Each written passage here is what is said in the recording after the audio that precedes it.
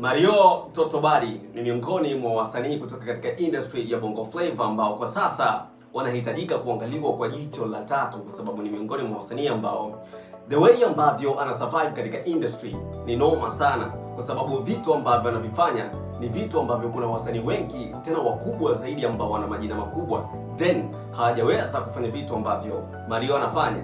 Na at this time the way ambavyo Mario ana survive imekuwa ni hatari sana, kwa sababu the way ambavyo ameweza kuchukua upepo kwa sasa imekuwa ni noma, baada tu ya kuweza kuachia ngoma yake ya Olua. Baada tu ya kuachiwa ngoma ya Olua katika upande wa kwake Mario ameweza kuitangaza ile ngoma baada tu ya kuonesha kwamba kuna baadhi ya mashabiki wameweza kumisi ngoma zake, wakiweza kutiririka kwenye comments za posti zake nyingi pale Instagram, ili kuonesha kwamba kwa sasa anataka kuja na ngoma nyingine. Na kama the way ambavyo ameweza kuwakaribisha mashabiki zake ni kwamba anaweka zile back to back za ngoma ambazo zinakuwa na vibe, zinakuwa ni ngoma za kuchezeka, ni ngoma ambazo hata ukizipeleka club pale inakuwa ni hatari sana. Sasa katika kipindi hiki, baada ya kutoka katika kipindi kigumu sana ambacho wasanii wengi wa Bongo Flava wameweza kuexperience, baada tu ya kususwa na mashabiki kuona ya kwamba kuna vitu vingi fulani ambavyo viliweza kupita kutoka pale, lakini kwa sasa Mario ni msanii wa kwanza kabisa kuweza kuchukua upepo baada tu ya kipindi hiki kigumu cha wasanii. Sasa baada tu ya kuweza kuachia ngoma yake ya Olua pale YouTube, imekuwa ni ngoma ambayo inafanya poa sana.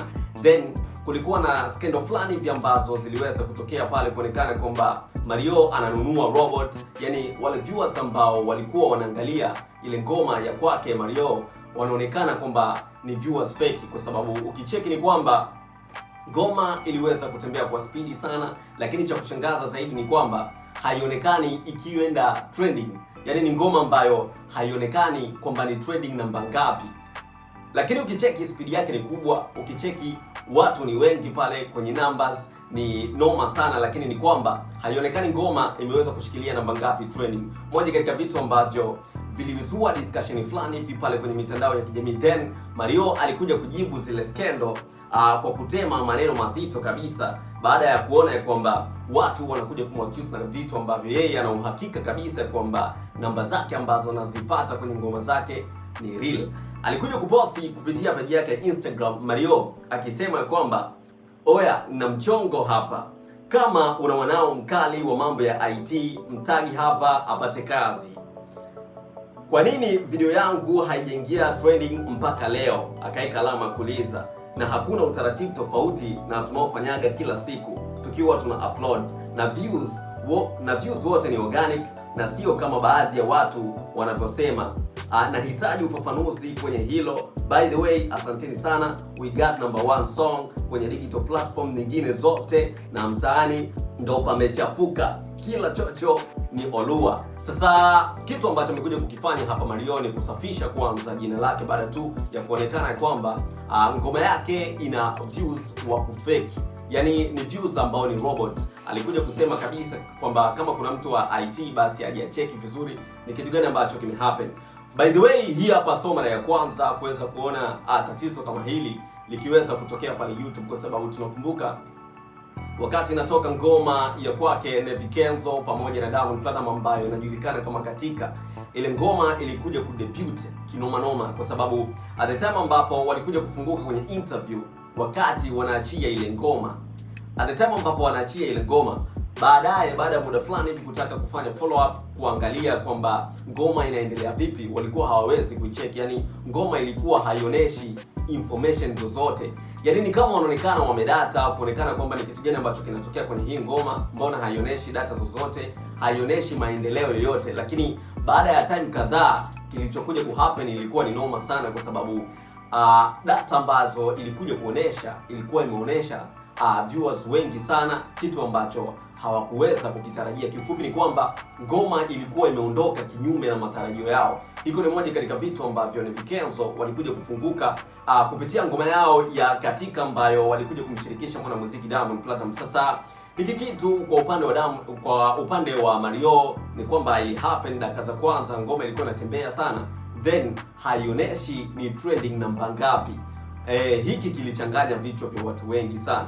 Sasa ni kwamba ngoma imekuja kuonesha ni trending namba ngapi, na mpaka sasa ngoma ya Oluwa ya kwake Mario ni trending namba moja. Yaani hakuna msanii mwingine ambaye ameweza kuweka kibao chake pale then kikafanya vizuri zaidi ya ngoma ya kwake Mario ambayo inajulikana kama Oluwa, ikiwa na watazamaji milioni 1.9, namba ambayo ni kubwa sana. Ukicheki ni kwamba imeweza kutoka tu tarehe 15 Disemba ya mwaka wa 2025. Sasa miongoni mwa vitu vikubwa kabisa ambavyo mwanamuziki Mario ameweza kuvifanya, then anapaswa kuangaliwa kwa jicho la tatu, then kwa respect kubwa kabisa. Cha kwanza kabisa ni miongoni mwa wasanii kupitia mwaka wa 2025 ameweza kuachia vigongo vikali vingi. Zile back to back zilikuwa ni kali, ngoma zake zilikuwa zinapigwa sana kinoma, ngoma zake zilikuwa most searched songs kwenye digital platforms na vitu vingine kama hizo hapo.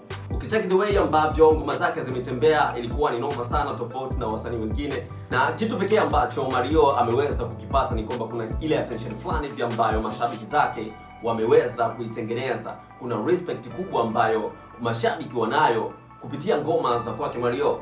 Cha kwanza kabisa, kupitia ngoma ya Oluwa ni ngoma namba moja kabisa kupitia digital platform tofauti kama YouTube, ni ngoma ya kwanza kabisa. Lakini hata ukicheki Audiomack, ngoma ya Oluwa ya kwake Mario imeweza kushikilia namba moja. Lakini pia hata ukicheki miongoni mwa wasanii wa kali kabisa, wasanii wa noma ambao wameweza kuwa searched na wameweza kusikilizwa kwa ngoma zao kwa kali zaidi ni pamoja na Mario, then kuna Diamond Platnumz, kuna Mbosso Kani Mshidede, kuna Zuchu, then kuna J Melody. Hiyo ni namba 5 kali kabisa ya wasanii ambao wameweza kusikilizwa ndani ya mwaka 2025 vizuri kabisa, kutokana na the way ambavyo wameweza kutengeneza tension. Lakini mpaka sasa miongoni mwa wasanii ambao wanafuatiliwa zaidi ni akiwepo Mario namba moja, kutokana na ngoma yake ambayo kwa sasa imeweza kuwa na attention kubwa sana. Sasa lakini pia ukicheki katika upande wa album, Mario ni mmoja katika wasanii ambao kwa mwaka huu 2025 wameweza kuachia album ambazo zimeweza kufanya vizuri zaidi kuliko album nyingine, kwa sababu album yake ya The Ghost and Deluxe ni moja katika album ambazo zimekuwa zikisikilizwa sana na mpaka sasa imeweza kushikilia namba moja. Sasa mimi nataka unipange hapo kwenye one chat comment, inawezekana kuna nafasi ambayo Mario anaweza kaishikilia kutokana na speed yake ambayo anayo katika industry. Inawezekana kuna wasanii wakubwa kabisa ambao tunawafahamu, then kuna vipengele wanaweza wasimfikie huyu mchizi. Nipange hapo kwenye one chat wa comment. Mimi naitwa G2 One Time, G2 One TZ official Genius, na hii hapa ni G2 Media.